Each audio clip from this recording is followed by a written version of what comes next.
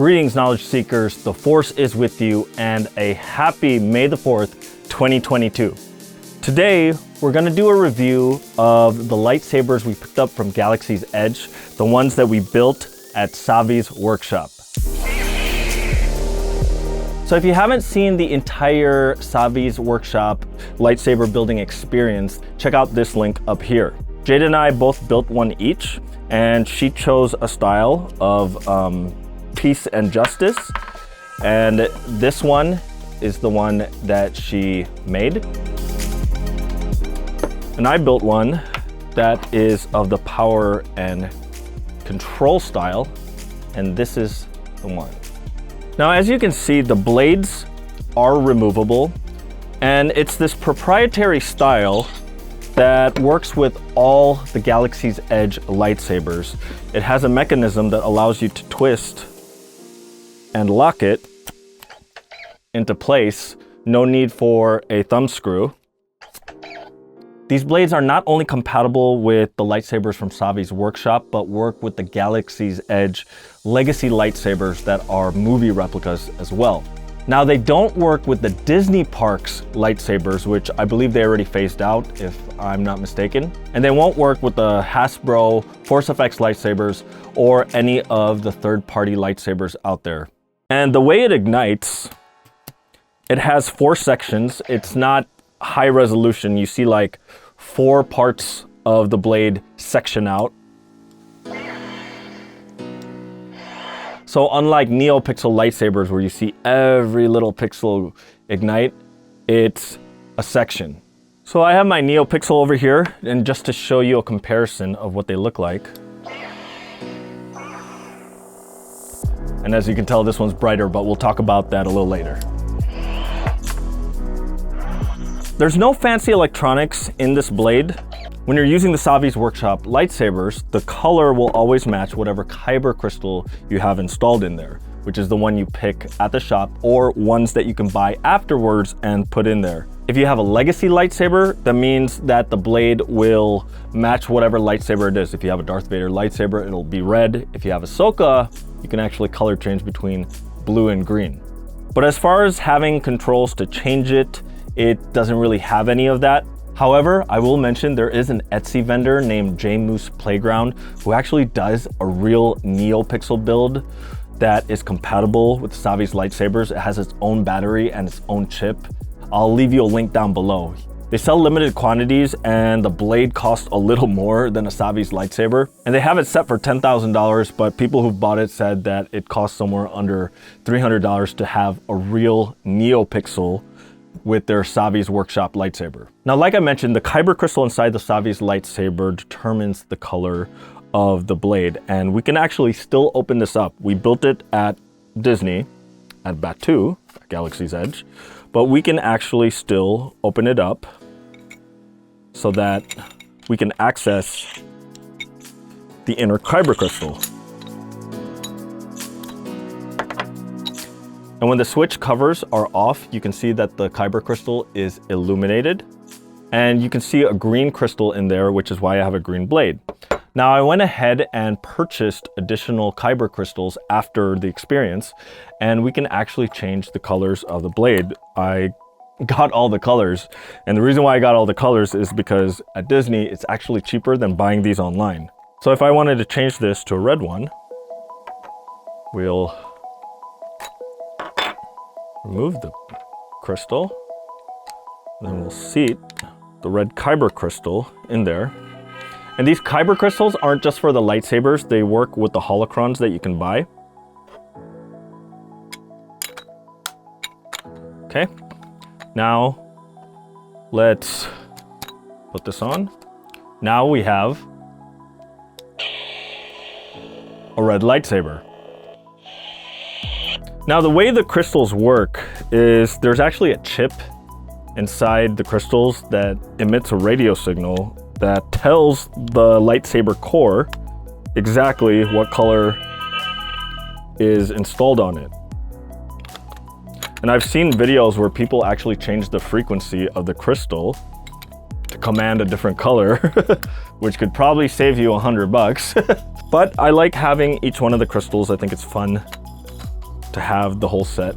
Now the thing about these blades is they're not the most durable. They're not a heavy grade blade like how some NeoPixels or baselit blades are. They are equivalent to the thin type of blade.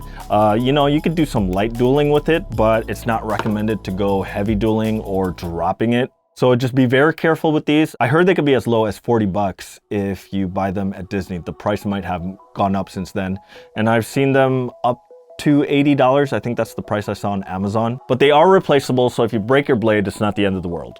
Now the thing about the Disney blades and generally any of the licensed lightsabers, while their brightness may vary, they're actually some of the least brightest ones that you see on the market. While they use string blade technology that's even through the blade and it's an RGB, they can be dimmer than some baselit lightsabers. Here's how it compares to my 2005 Darth Vader Master Replica blade. Here's how it compares to my baselit lightsaber. Here's how it compares to the same lightsaber but with a photon blade.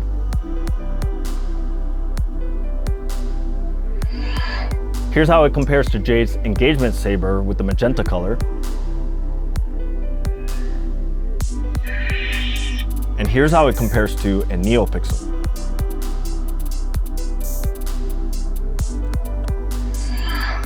Now let's talk about the hilts. The hilts are all metal. Now, none of it is polished, so some people might mistake this for being plastic, but they're actually pretty heavy. They can be up to 2.5 pounds. Usually a lightsaber hilt is somewhere around the ballpark of just over a pound. This is a pretty heavy lightsaber to carry and to swing around. In fact, when I tried to actually spin it, I had to keep my hand so low on the grip because the center of balance is actually farther back on this lightsaber and it's hard to spin. And that's just the nature of the hilt because it actually involves having a core and you build parts around it. Now, some people have said that it's kind of hard to use this on a belt clip, but on a cover tech, it didn't bother me too much because it keeps it close to you. It's when you're using the D-ring and it's swinging around and it might swing around and hit you in the lightsaber. Now, when we went to Savi's workshop, it was back in February, and just in January, there were reports that the parts for the lightsabers were in low stock and they weren't providing all of them, and that they were sending people off with plastic bags versus the full case that it usually comes with. Lucky for us, they had just resupplied all the parts and the case, so we had everything available for the experience. And before we went, I actually asked customer service about that, and they said, hey, you're paying for the experience, you're not paying for specifically the bag, even though the carry case is advertised in the description.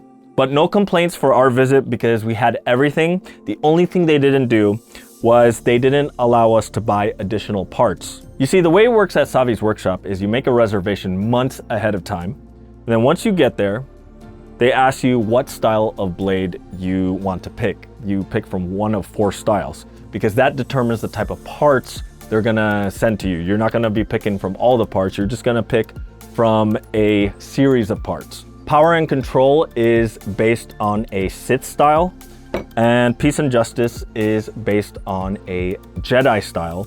The other 2 styles are Element and Nature, which is a more organic look, and there's Protection and Defense. Now, when they have you choose your style, they give you these collectible pendants. Here is Power and Control, and here is the Peace and Justice one. When you have a lightsaber, it's customized to the parts that you're given. The parts is basically the core, which is the inside, the emitter, the sleeve, the switch, the grip, and the pommel. For each one of these parts, except for the core, you have a choice of 2 options. So this is a combination of picking 2 options of each saber part. And your options are only within the saber style that you have. It's not to say that these parts aren't interchangeable, but I think some of them aren't. And the cool thing is that the grip and the sleeve are actually interchangeable. You can switch the grip for the sleeve if you want to change up your lightsaber. And even though you put it together, you can still take the lightsaber apart. I chose the Switch because it had that Darth Vader look to it. But what I hated about it is when I swing it, it's really easy to turn off. So I went on eBay and I looked for the other power and control switch. Power and control switch sounds technical. And I had actually replaced the switch. Now you get to see what the core looks like. And this is why the lightsaber is so big, because the core is about as big as a LGT saber. Here's how that compares. So here's my original switch. And here's the other switch that I got from eBay, which is a lower profile switch. So let's put this together.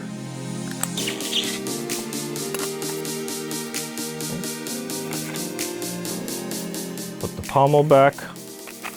And in case you're wondering, the reason why I chose this specific pommel is because the emitter already has a D-ring if I wanted to do a clip to hold the lightsaber, but this pommel has the KYBER wheel, which allows me to put it on a belt clip if I ever want to carry this around, like that. So now I have a lower profile switch, which is harder to hit. In fact, it's even harder to switch on. This one is a little soft. Now, some people like to actually collect all the parts so they have the entire style that they can use to switch your parts in and out. I might actually consider that for mine, just trace on eBay anyone who's selling the parts. Now, as far as the quality goes, I like that on mine, the threading lines up. If you look, the KYBER wheel lines up symmetrically on the center line of the hilt. But I did find a little issue with Jade's grip. The fact that the threading on her grip seems to go loose if you twist too hard. See, I'm at full tightness there, but if I just take it a little much, it comes right back off. So not all the parts are built 100% the same. These are probably the biggest and thickest lightsaber hilts I've seen. Once again, here's how it compares to my LGT saber. And here's how it compares to my Darth Vader saber, which is considered a big saber. It's about comparable from the grip area, but it gets skinnier as it goes down on the Vader saber. Each style has a different sound to them.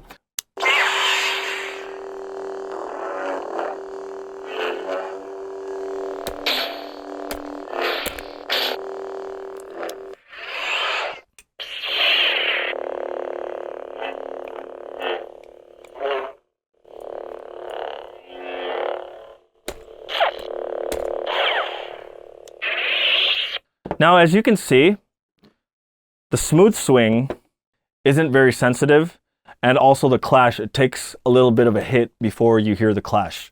It's not as elegant as, say, a NeoPixel.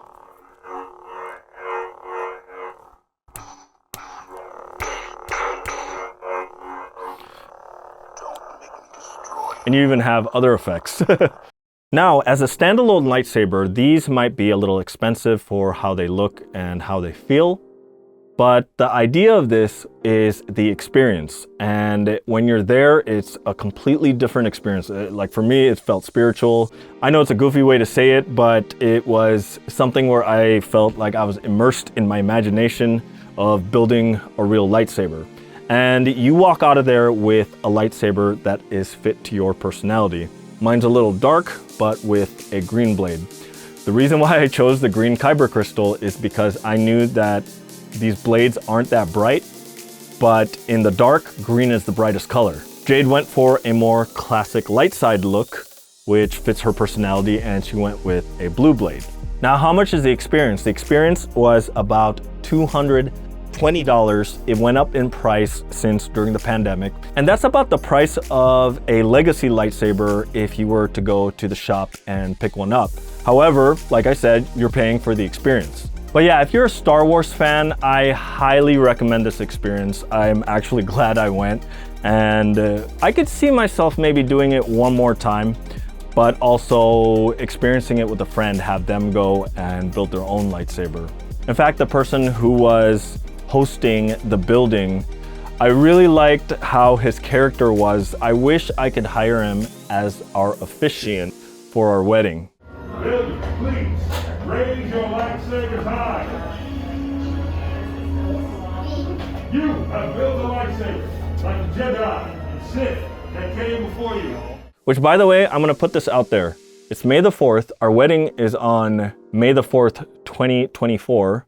I'm not looking for a DJ. I'm looking for somebody who's articulate in the ways of the Force to be the officiant. So I'm just gonna put this out there, all right? Well, I hope you enjoyed this video, and hopefully one day you get to build your own lightsaber at Savi's workshop. If you wanna see the entire experience from start to finish, check out my video right here. Really appreciate you for watching. Happy May the 4th. The Force is with you always.